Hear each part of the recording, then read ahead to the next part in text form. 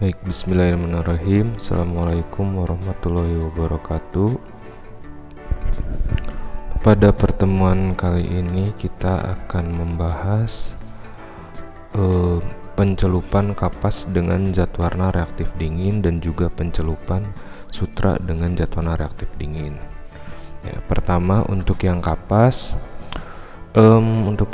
kurang lebih mekanisme reaksi dan sebagainya kurang lebih sama ya dengan zat warna reaktif panas. Nah, beberapa hal yang ada di reaktif dingin yang berbeda dengan reaktif panas, yaitu ini saya berikan contoh skema prosesnya.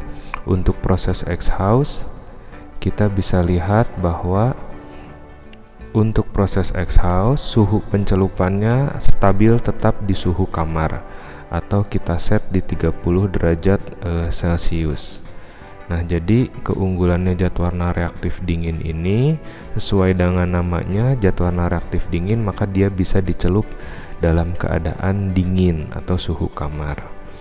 Ya, sebelum kita bahas skema prosesnya, kita lihat dulu diagram alirnya. Ada persiapan larutan dan bahan, kemudian kita lakukan pencelupan, di mana di sini ada fiksasi, kemudian dilakukan penetralan, menghilangkan sisa alkali, kemudian baru dilakukan pencucian sabun, pembilasan dan pengeringan. Setelah itu evaluasi ketuaan dan kerataannya. Nah, untuk skema prosesnya kita bisa lihat bahwa di awal kita masukkan semua kain pembasah dan zat warna, kemudian kita aduk sampai homogen, baru zat warna akan masuk ke dalam permukaan serat dengan bantuan NaCl atau elektrolit.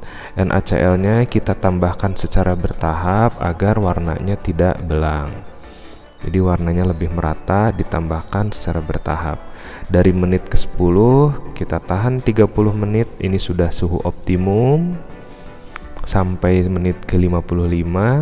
Setelah 30 menit kita tambahkan alkali untuk fiksasi. Gitu ya. Jadi di sini ditambahkan alkali juga di belakang di 15 atau 10 menit terakhir untuk fiksasi, sehingga mengadakan ikatan kovalen dengan serat. Setelah 15 menit, karena suhunya dingin jadi tidak ada penurunan suhu. Artinya fiksasi akan berjalan eksotermal dalam suhu dingin. Nah, kenapa dibikin 15 menit? Supaya ketika ada kenaikan suhu eksotermal reaksi dalam keadaan dingin cenderung akan lebih lambat daripada dalam keadaan panas. Gitu ya. Kemudian setelah itu drain atau dibuang larutan pencelupannya, kita ganti dengan larutan penetralan untuk menghilangkan sisa alkali. Setelah penetralan dengan asam asetat, larutannya menjadi netral, baru kita cuci sabun untuk menghilangkan zat warna yang tidak terfiksasi dan juga sisa-sisa zat pembantu seperti garam, pembasah, dan ada natrium karbonat, ada garam yang tersisa dari hasil reaksi alkali dengan asam. Gitu ya. Nah, jadi kurang lebih untuk reaktif dingin kurang lebih sama pencelupannya dengan reaktif panas, yang beda hanya suhunya saja, gitu ya. Nah, kemudian untuk zat warnanya sendiri yang bisa dicelup di reaktif dingin, sebentar. Nah, ini. Maka kalau kita lihat yang bisa dicelup di suhu kamar atau di suhu dingin adalah kereaktifannya yang sangat tinggi. Jadi zat warna yang punya kereaktifan yang tinggi disebutnya zat warna reaktif dingin. Ini cold. Jadi suhunya bisa suhu kamar sampai 40. Apa saja gugus reaktifnya? Ada diklorotriazin, difluorokloropyrimidin, ada monofluorotriazin, ada dikloroquinoksalin dan sebagainya. Yang ini sudah di suhu tengah-tengah dan suhu hangat. Gitu ya. Jadi untuk reaktif dingin batasannya ini. Jadi mungkin dari dikloroquinoksalin sampai diklorotriazin. Banyakannya yang beredar di pasaran gugus reaktifnya adalah diklorotriazin. Itu ya, kurang lebih seperti itu. Nah, ini contoh zat warnanya atau merek dagangnya. Kalian bisa lihat ini yang high reactivity atau yang reaktif dingin atau yang kereaktifan tinggi. Ini ada Procyon MX, Drimaren KR, ada Levafix, ada Cibacron F, ada Levafix E. Dari mulai Remazol, nah ini Remazol adalah zat warna yang sering dipakai untuk membatik.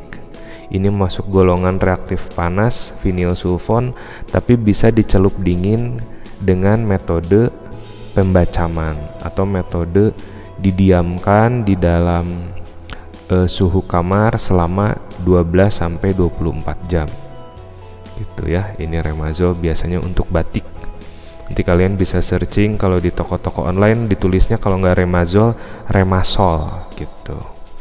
Oke, kemudian makin kesini kereaktifannya makin rendah. Nah gitu ya. Nah karena kereaktifannya tinggi maka dia harus dicelup dingin dalam suhu kamar. Kalau dalam suhu panas, kereaktifan tinggi dalam suhu panas, maka resiko hidrolisisnya akan jauh lebih besar daripada resiko fiksasinya. Jadi malah kebanyakan rusak daripada yang terfiksasi. Oke, gitu ya. Kemudian nanti kita lanjutkan ke pembahasan zat warna reaktif dingin untuk serat sutra. Untuk mekanismenya yang zat warna reaktif dingin dengan dengan serat kapas kurang lebih sama mekanisme reaksinya ya. Nah ini. Jadi nanti kalau ada diklorotriazin berarti Cl-nya ada 2 gitu ya. Berarti nanti 2 Cl ini bisa berikatan dengan 2 molekul selulosa. Kalau ini 1 Cl dengan 1 molekul selulosa OH. Kalau 2 Cl berarti di sini juga OCl gitu aja. Ya, tapi reaksinya kurang lebih sama. Baik, bismillahirrahmanirrahim. Assalamualaikum warahmatullahi wabarakatuh. Selamat datang di materi lanjutan yaitu pencelupan wol atau sutra dengan zat warna reaktif dingin. Nah, untuk serat wol atau serat sutra yang sama-sama dari protein, kita akan membahas dari sisi bagaimana reaksi berjalan ya. Nah, jadi di sini pada awal-awal tahun 1938 ada gugus reaktif yang dinamakan kloroasetilamino atau yang ini nih. Nah, yang ini ya. Nah, ini kita akan reaksikan dengan serat wol contohnya. Nah, maka dibuatlah zat warna reaktif berbasis kloroasetilamino, gugus reaktifnya dengan nama dagang Supramino Orange R. Gitu ya.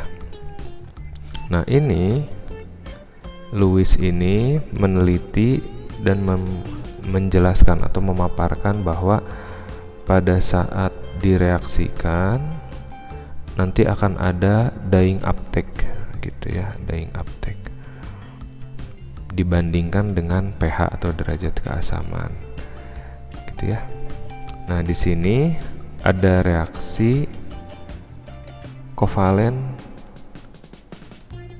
di bagian nukleofiliknya walaupun terjadi pada pH 6 gitu ya. Ini dyeing uptake-nya mencapai 80% gitu ya. Nah, kalau yang non reaktif hanya 1-5% value-nya. Nah, ini contoh zat warnanya Supramino Orange, di mana di sini ada gugus reaktif kloro asetil amino gitu ya. Ini kloro, ini asetil, CO, CH2, kemudian ini amino. Dan ini ada gugus sulfonat atau gugus pelarutnya. Nah, nanti ada ikatan kovalennya di sini dengan bagian nukleofilik di serat. Jadi ini Cl masuk ke nukleofilik di serat wallnya.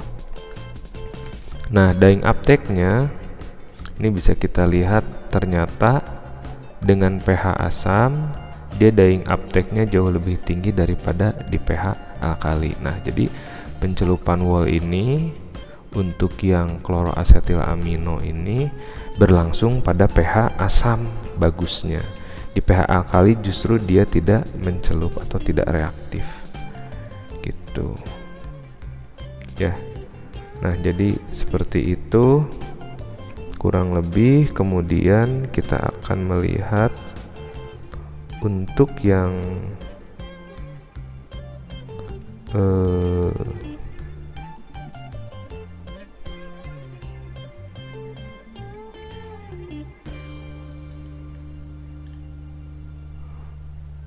sebentar saya. Nah, gini ya. Ya ampun.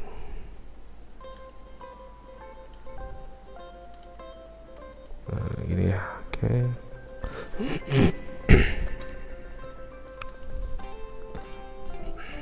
Nah, di sini juga untuk monoklorotriazin yang gugus reaktifnya monoklorotriazin, dia akan bereaksi dengan gugus amino pada wall gitu ya. Jadi Cl ini dia akan bereaksi dengan amino pada wall. Jadi kalau ada reaktif dingin yang di klorotriazin berarti reaksinya ada dua gitu ya. Ini akan menggantikan klor ini, jadi klor ini lepas, ini masuk ke sini ke karbon sehingga menjadi bagian dari seratnya dan menghasilkan sisa asam. Ya, itu untuk yang monoklorotriazin. Nah, untuk yang vinyl sulfon, jadi kalau ada gugus reaktif vinyl sulfon, ini sama menjadi sulfato etil sulfon juga. Ya, kemudian ini contohnya dengan sutra, jadi ditulis H2N silk. Kalau wol NH2 atau H2N W. W itu singkatan dari wol. Itu ya, ini akan bereaksi menjadi NH silk. Jadi CH2-nya menjadi membuka ini tangannya yang dari 2 jadi 1, ini NH-nya masuk ke sini gitu ya. Jadi untuk pencelupan dan zat warna reaktif, reaksinya juga relatif sama. Cuman masuknya ke bagian gugus positif di sutra ataupun di wall, tidak di gugus negatif seperti di selulosa. Itu ya. Oke, baik, untuk penjelasannya mengenai pengarahan praktikumnya seperti itu. Nanti untuk prosesnya bisa kita lihat di video part selanjutnya. Terima kasih.